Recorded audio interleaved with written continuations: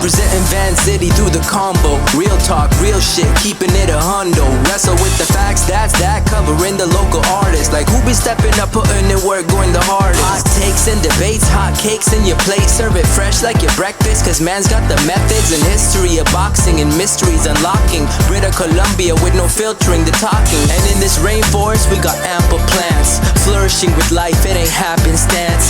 Tune in for the benefits like cash advances. You are now listening to Samp&Chance. Hey everybody, welcome back to another episode of Samp&Chance Boxing. I'm your host Bobby Sampson, joined as always my man with the master plan, Mr. Chance Michaels. Chance, how you doing, buddy? Doing pretty good. Yourself? Can't complain, man. This Saturday proved to be a very, very shaky moment for a lot of boxing fans, pure boxing fans. We almost had the kickboxer world champion beat. No, you know what? Not almost. He had him beat. He literally had him beat. If this thing went any further, but here's the reality, and we're talking about Oleksandr Usyk versus Rico Verhoeven, world kickboxing world champion. The backdrop was the Pyramids of Giza. Amazing backdrop, eh? But here's the reality of it, man. No one was talking about the scenery. No one was talking about anything else except the finish of that fight. Before we get to the finish, I'm going to say this, okay?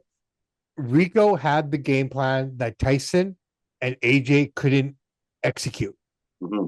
Okay, the movement, just making himself small. The movement, just staggered.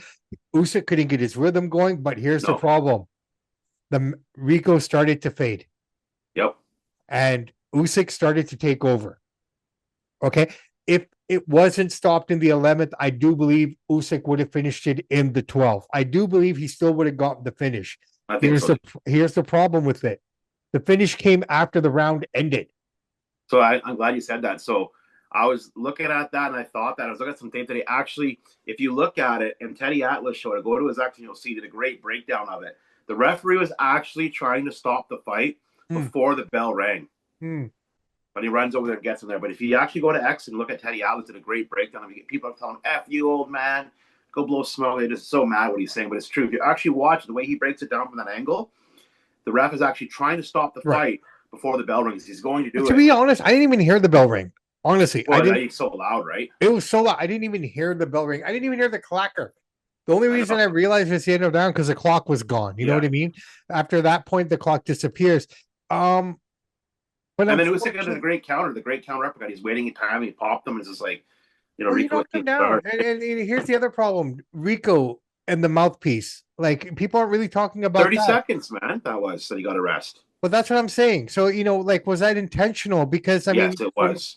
Some other people that I've heard, those mouthpieces, if they're done properly, should never leave your mouth. He spit out on purpose to get a rest. Yeah. So people are really talking about that, right? But unfortunately, because of where it was happening, the people involved, everyone's leaning in the direction of, and I'm not, okay? I'm not leading in the direction that this was a fix. They got scared that if no. I know. But if Rico won, which he would have, if they went the full 12, if he was able to withstand the round and get through it and get to the 12th round, he would have won the fight. Well, I think we might have seen a draw because I looked at the judges' scorecard. So when the time of the knockdown, one judge had it drawn 95-95. The other two had it 96-94 and 96-94 for Rico. So Usyk would have had that round. Yeah. So it would have come down to the 12th round. If Usyk would have that would have been a 10-8 round, right? That round would have been 10-8. Usyk still probably would have had it. Or we could have seen a draw. Either way, we're going to see a rematch out of this now. Well, I mean, Usyk was out of shape. It didn't look great. He would look slow and sluggish. I don't want to see the rematch personally. I don't either. I think Ajit Cabral, he deserves his title shot. Yep. The guy's been waiting long enough. He's done everything he's supposed to do. Enough with the spectacles, man. Like we don't need them. Boxing does not need them. Why? I appreciate that, but we don't need them, especially when it almost ends the way it did. Now let's talk about Usyk. Did Usyk train hard enough, or did Father Time catch up with him, or is it a bit of both? Bit of both. I don't think Usyk's ever took an opponent lightly before. Why would he take a chance of being humiliated by this guy? I think he trained super hard. We saw the training videos. He was training hard as hell. I think he got a little bit slower with age. He's 39 years old. He's had a lot of wars, a lot of fights. And this guy had an awkward style, like you said. He just couldn't figure out his style the way he's coming That's at him. funny because when he's way bigger than Usyk. Usyk's not a big guy. He made himself so small against Usyk. I know. Right? And this is the thing. The way he was moving, jerking, and driving, it's very Tyson Fury-like. Mm-hmm. So I'm watching this thinking, Fury, this is what you were supposed to do. It's right up your alley. You move like that. You're a herky-jerky kind of guy. This is what you do. You did this for 3 fights against Wilder. Mm-hmm. Where was that Fury? Right? He's kicking himself. AJ ringside is kicking himself. Slowing down Fury a little bit too. No, I appreciate that. But if that was the style to break the rhythm, because Usyk's all about rhythm, right? Yep. Everything that Usyk does is rhythm based. Once he gets into that rhythm, you can't really stop him. This guy, Rico, would not let him get into that rhythm. Mm-hmm. I know, I totally agree. I will give Usyk one thing. He's got that championship DNA. He knew the chips were down. He probably knew in his head, I might lose this, and then he just countered the perfect uppercut and just caught him flush. He was just waiting. He was waiting, right? He was waiting for the information. I mean, I'm sure if Rico wasn't so unattainable in terms of being able to connect with and whatnot, yeah, this thing would have ended quite early. Okay, but the reality is Usyk just couldn't find that rhythm. He couldn't get it until he started to fade himself.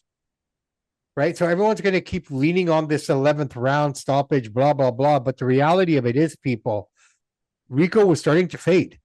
Yeah. Late in the fight. This wasn't fixed. There's nothing fixed about this at all. No, I get it. But just because of who's involved and what's involved. Yeah. And they made themselves look stupid after the fight, too. You have Rick Trino in there, his back to the camera saying, Ajit, you're next, blah, blah, blah. And then His Excellency coming in. No. What are you talking about? I want a rematch. You're like, come on, guys, get your shit together. Right? You put so much money into this. That just looked real cheap at the end.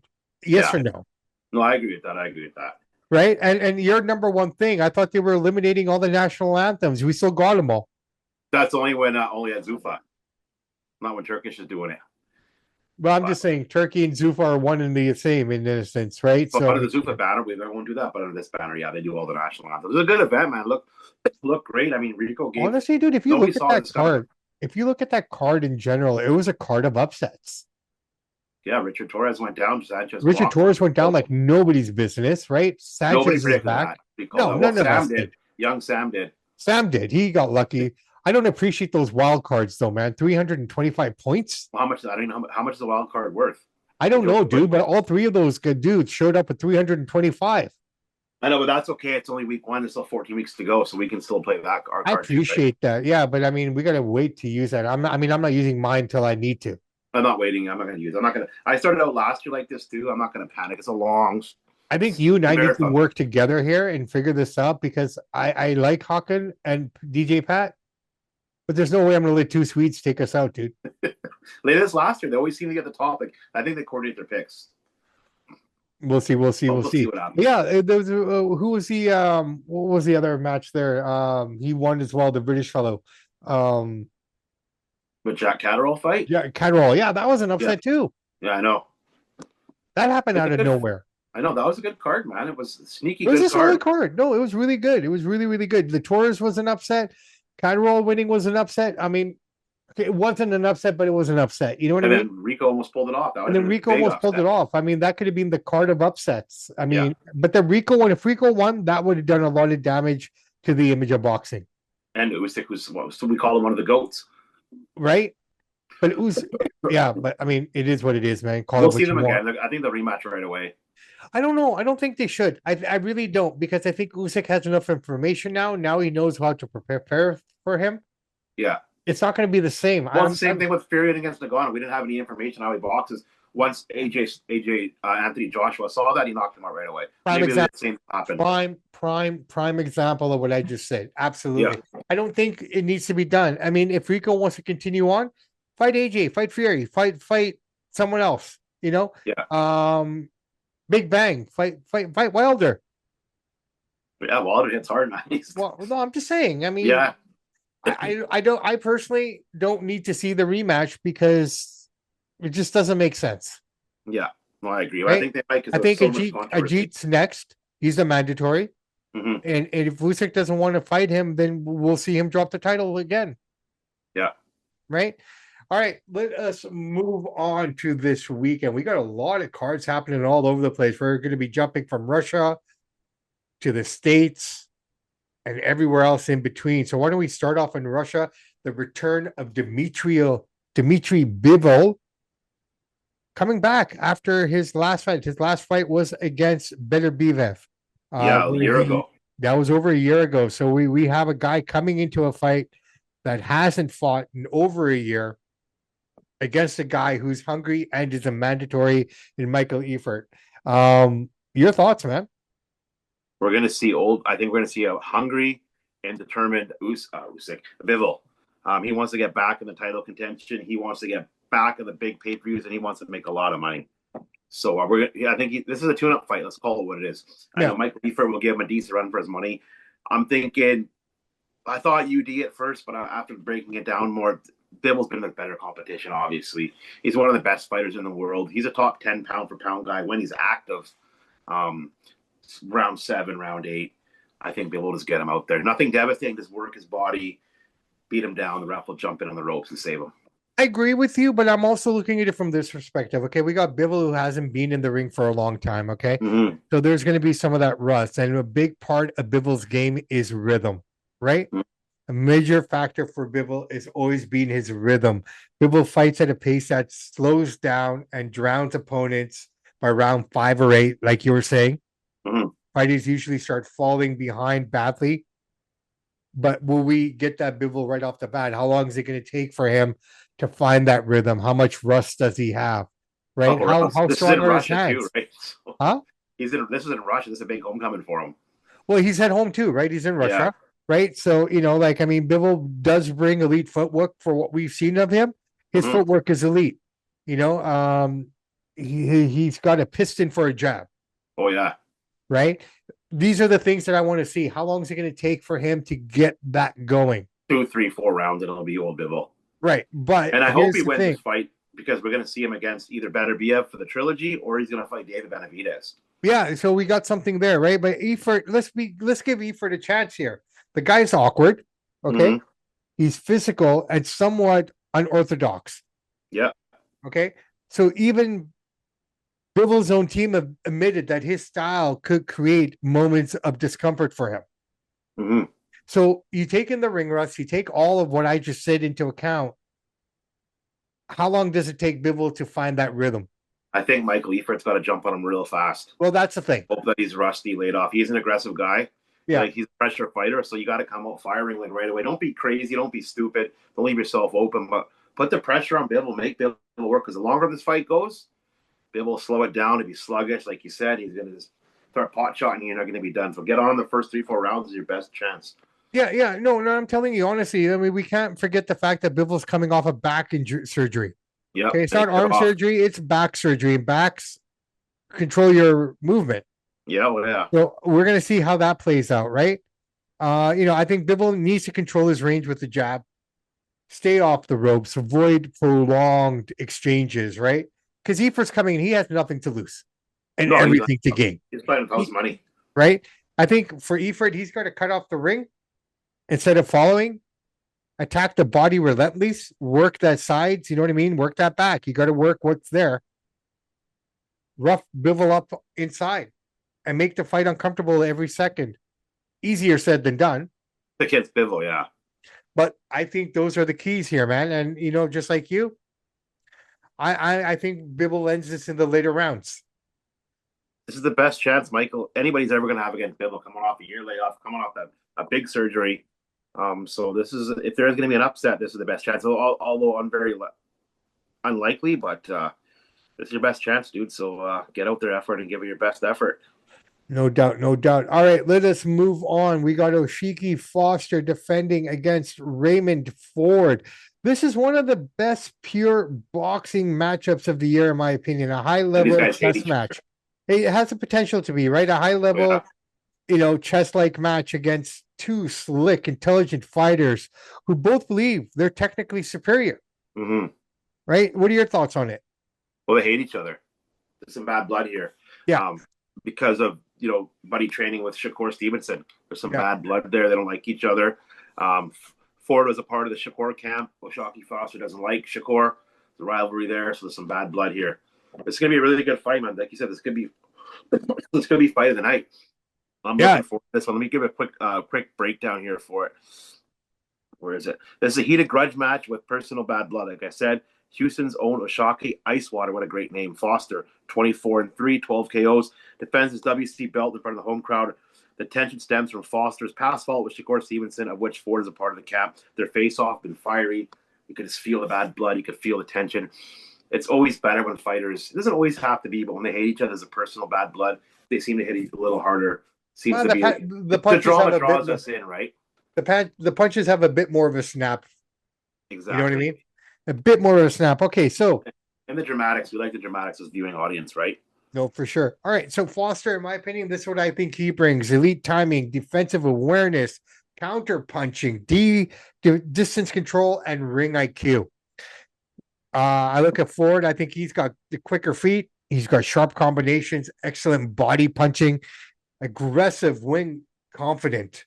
So the question is, how much is he going to have to do to feel that confidence and good adaptability mid-fight? So he can, he's also got the ring IQ. This can go either way, man. I'm giving that Joe Shockey Foster the hometown advantage. I think he's got a better jab. He's got a little better movement, little better counter punching, and he's a southpaw. I'm going to pick Oshaki Foster.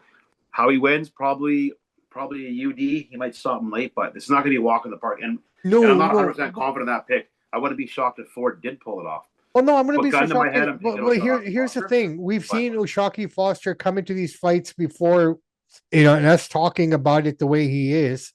Yeah. And then he almost lays an egg. Yep.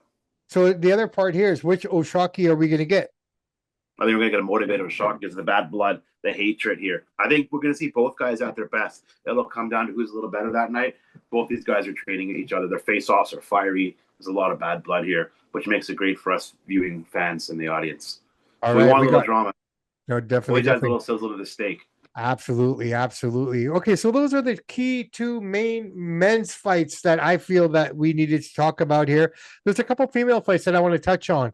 And happening out of El Paso MVP card, our good friend Hakan ringside is there live, man.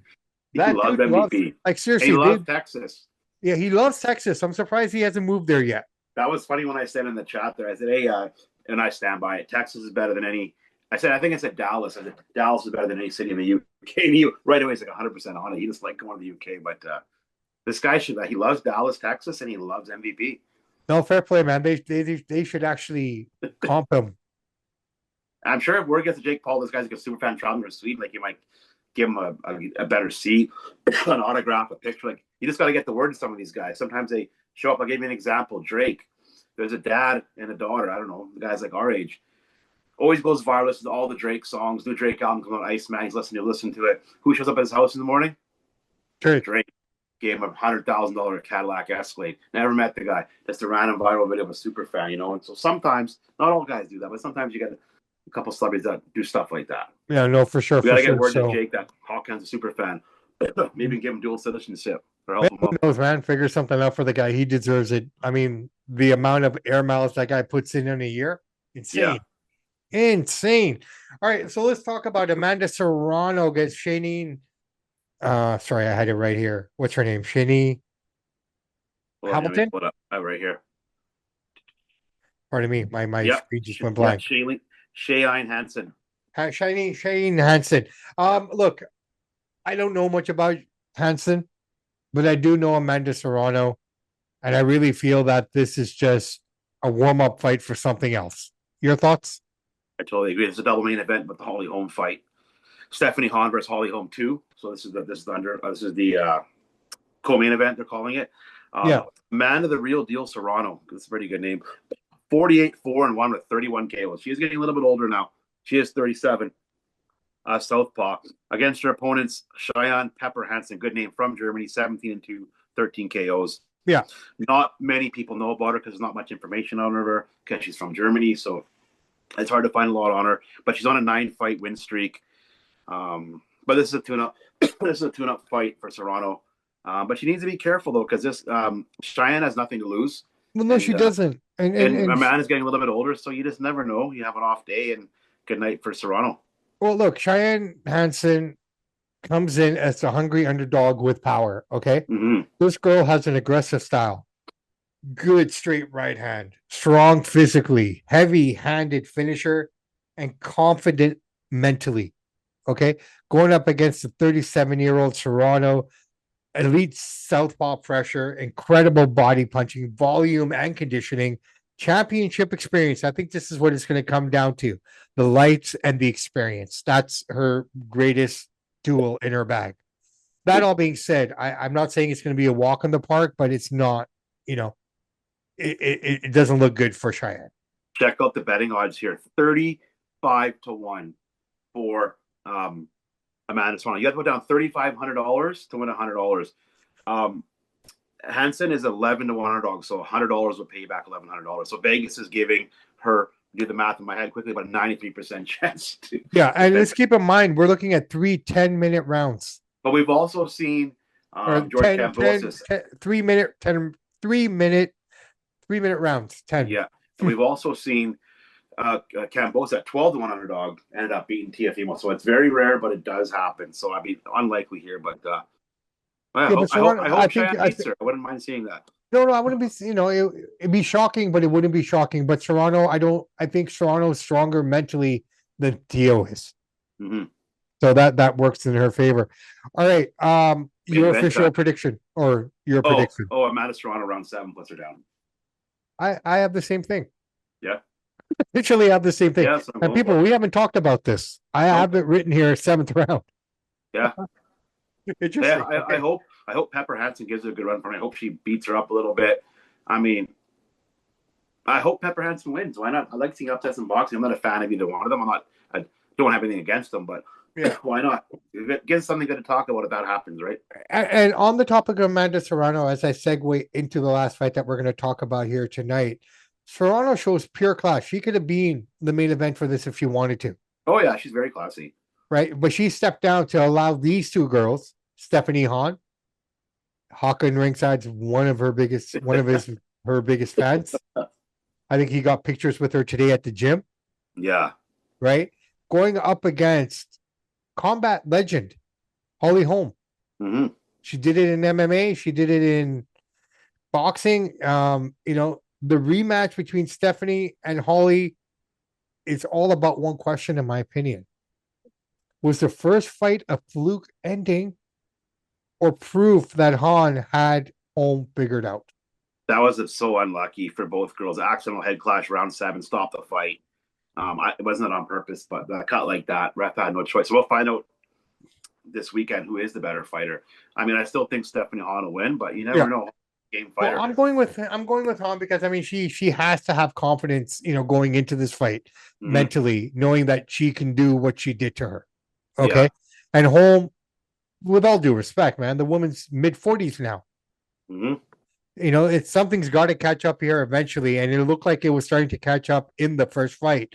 That all being said, I mean, I don't think we need to break it down too deep here, but I think Hahn walks away with this one here. I think so too, but I think we're going to see a war here because Holly Holm's pissed off. She's saying, well, it wasn't with a headbutt. Ref stop, I would have won. And maybe she does believe that. I still think Stephanie Hahn would have won anyways, but no more excuses now. Settle this once and for all. If Holly Holm wins, we will see a trilogy, but I don't see that happening. I think Hahn UD. Yeah, and I'm kind of leaning that way because when I look at Holm, I look at her, like I said, she's in her mid-40s. She spent most of the last decade in MMA. Yeah. Rather than in boxing, right? Yeah. And you look about that. I mean, the biggest issue in the first fight wasn't power; it was pace. Yeah. So how much does she have in the gas tank? Like Father Time, we talk about Father Time with the men. I mean, Father Time catches up with every human. Oh yeah, she's 44. Right. I mean, so this is it for it all comes down to pace and brutality here, man. I think Holly has enough experience to control her emotions. But it's going to be interesting. I'm going Hahn, UD. Yeah, I got Hahn with the UD. It should be a good fight. I think Holly Holm's going to be really fired up. This might be her last pro fight, depending how bad she gets beat up. So I'm looking for a good performance from Holly Holm. It's not going to be a walk in the park for Stephanie Hod because we know Holly Holm is game tested. Been a lot of work, so 100%, 100%. All right, brother man, what do you got this week in international and Canadian boxing history? We'll start with Canadian boxing history here. This week, May 29th, 1988, Canadian light heavyweight Donnie Lalonde, the Golden Boy, before Oscar De La Hoya, from Winnipeg, BC / Victoria, born Winnipeg, grew up in Victoria, successfully defended his WBC title with a 5th round KO of former WBA champ Leslie Stewart in the Port of Spain. Port of Spain in Trinidad, Lalonde was a powerful puncher known for his reach and knockouts. He later lost the title to Sugar Ray Leonard, no shame in that. And this is one of the most famous pictures of all time, the Phantom Punch. 1965, May 25th, Muhammad Ali dropped Sonny Liston with the famous Phantom Punch at 2:12 of round 1 in Lewiston, Maine. The controversial KO that cemented Ali's legacy. Real fight, real lighting, or a fix? We don't know. We debate it to this day. It's the famous picture of Larry Merch in the background. Liston on the ground, Ali standing over like this. I still think it was a fix. The reason why I say that, I read the book, The Murder of Sonny Liston, still the best biography I've ever listened to. The Black Muslims, as they say in the book, they called them the Black Muslims, came to Liston's camp and said, you're going down, you're going to take a dive, we're going to pay you this. If not, we're going to do some serious damage to you guys. Took the money, took the dive. Now, who knows? They could have made it up. Liston never talked about it. He denied it until before he died in an interview. I believe it was Sports Illustrated. And when he admitted that, that's what happened. So we'll never really know. Iconic, but just the way he went down like that. The two people involved in it are not here anymore to back it up. So we have to accept it for what it is. It makes sense because Ali was running with some pretty serious dudes in his day. And don't forget, Sonny Liston was a heroin dealer for the mafia in Vegas. No, I get that. But, and that's the thing. Like, I love Ali and I love what Ali contributed to the boxing sport, but to world as well. But dude, there's some shifty stuff that he did. I don't want to talk ill of the dead. All I'm going to say, go on YouTube. I just watched it. It came out a month ago. It's on the Art of Dialogue. He's usually a hip-hop interviewer. He has Muhammad Ali's ex-wife or whatever, wife on there. Just listen to what she has to say. Yeah, no, like I said, man, I mean, we paint them with this beautiful brush, but prime example. Lots of women and lots of abuse. I believe it, right? But it just was a different time. Well, no, think about it. If the Rat Pack were still alive today, they would have been destroyed. Yeah. Right? Like the best thing that ever happened to Sinatra, Dean Martin, Sammy Davis Jr. is they passed away before wokeness happened. Right or wrong? Yeah, on camera phones and stuff, yeah. They had nothing. They got away with everything. Right? Yeah. Ali got away with a lot. A prime example of that, in my opinion, is the guy that he saved from the roof, from jumping. Yeah. Okay, where Ali was to where this guy was, there's no way in hell Ali could shut up in 5 minutes. I know. Just saying, right? But again, we don't want to talk. The other side of the story is all these camps say, no. The Liston's embarrassed because he got knocked out, and we're making a story up. We'll never really know. Nobody knows. But if you put a gun to my head, I'd say I think he did take the dive, but who knows? Maybe he didn't. Yeah, like I said, we'll never know. We'll just have to accept it for what it is. Right? There you go. All right. I think that's it. I think we got it in. Everything's there. We got some great fights this weekend. We got Clash in the wrestling world. So there's a lot of stuff happening here for everybody, man. So whatever your fancy is, you want to watch the girls fight, you got the girls.